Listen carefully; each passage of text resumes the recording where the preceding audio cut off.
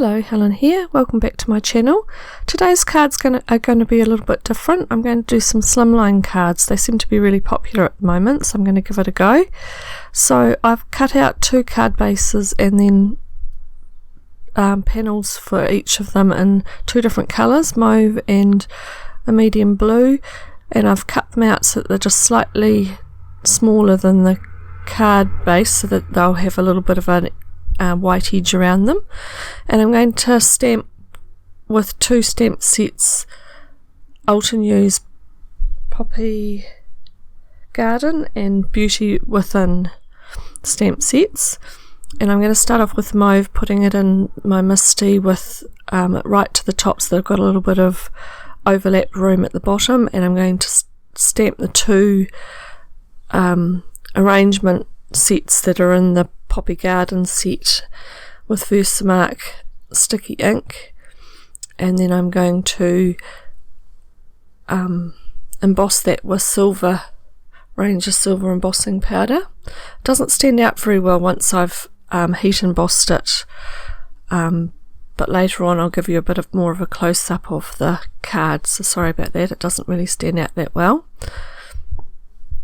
Once I've done the embossing powder on it, I'll turn it around and very carefully put my magnets back on so I don't smudge the embossing powder, and do the same for the bottom edge as well.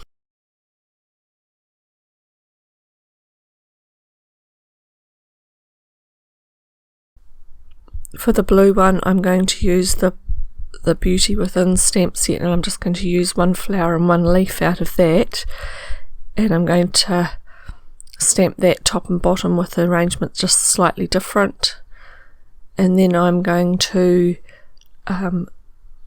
heat emboss that with Ranger Gold embossing powder. That stands out a little bit more. This blue one is the simpler version of the 2 cards. The mauve one, you'll see why when I come to do the masking. I saw this technique over the Christmas period with Christina Warner doing a beautiful poinsettia card, and I thought, wow, that's an amazing technique, so I wonder whether I could just do it on a everyday kind of card, so that's what I'm doing today. So what you do is, once you've done the stamping, you also need to stamp out your flowers again on some masking paper or some post-it notes or whatever you use for masking, and I'm going to stick them down back over the flowers that I've just embossed on both cards, and then I'm going to use some ink and blend just around the perimeter of each of the flowers and into the card a little bit, just to make some shading.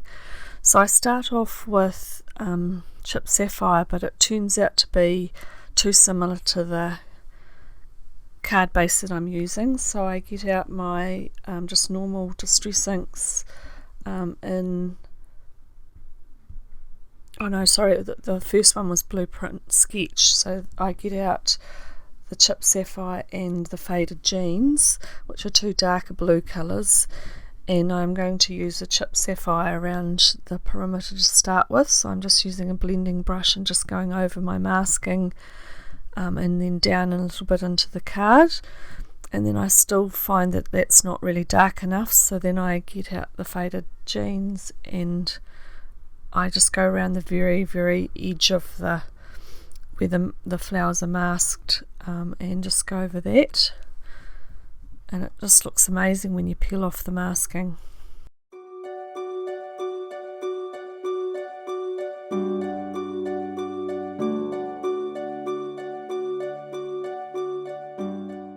Once I've gone round with the finer points with my sponge dauber and the Faded Jeans, I get the blending brush again and just go over just very lightly, and then go back with the Chip Sapphire and go over it all just to blend it all out and make it smoother looking, and that really makes a difference to the blending that I've just done. Once I take the masking off, I'm just going to go back in with the sponge dauber and just use a little bit of the Chip Sapphire in the centre of the flowers, or just the deeper part of the petals around the centre of the flower, just with a little smudge of the blending and also just the base of each of the leaves, and that really makes the flower and the leaf pop. It makes an incredible difference in my opinion.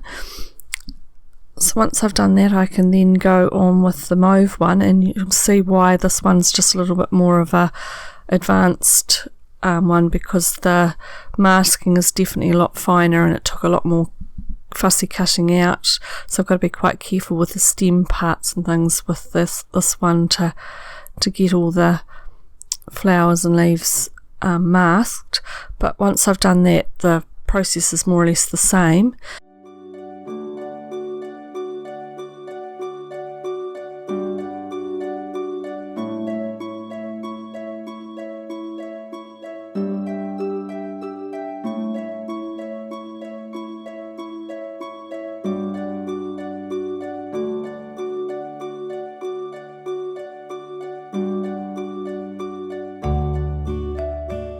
Just going to use wilted violet for and that's an oxide ink for this one, and I'm just going all over the flowers and then just blending it out into the card again.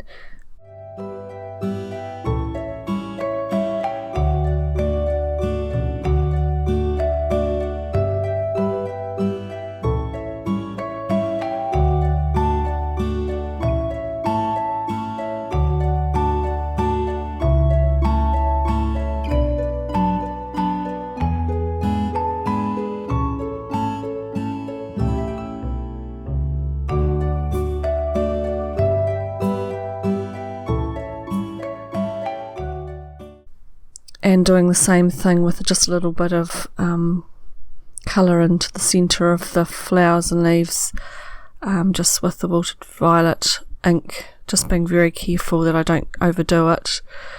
And that's the second card panel done as well. I'm sorry, it really just doesn't show up on the camera very well, but it really is quite beautiful in real life. The silver just looks lovely against the mauve and the colouring.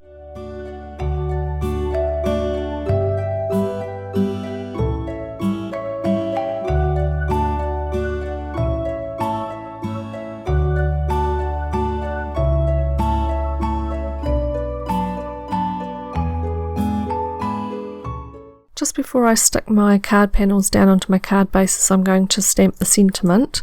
So I'm going to just dry the ink with the heat tool just a little bit, and then I'm going to test it with sprinkling some embossing powder onto it just to make sure it doesn't stick, and it doesn't, so I can go ahead and do the stamping.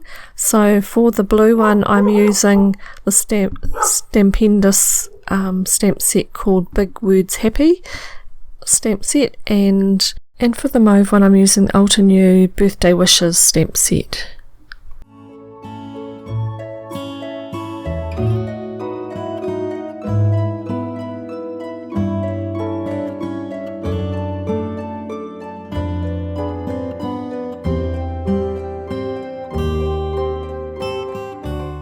Once I've finished the stamping of the sentiments, I can put some double-sided tape on the backs of the panels and stick them down onto the card bases. So the blue one's going to be landscape and the mauve one's going to be portrait.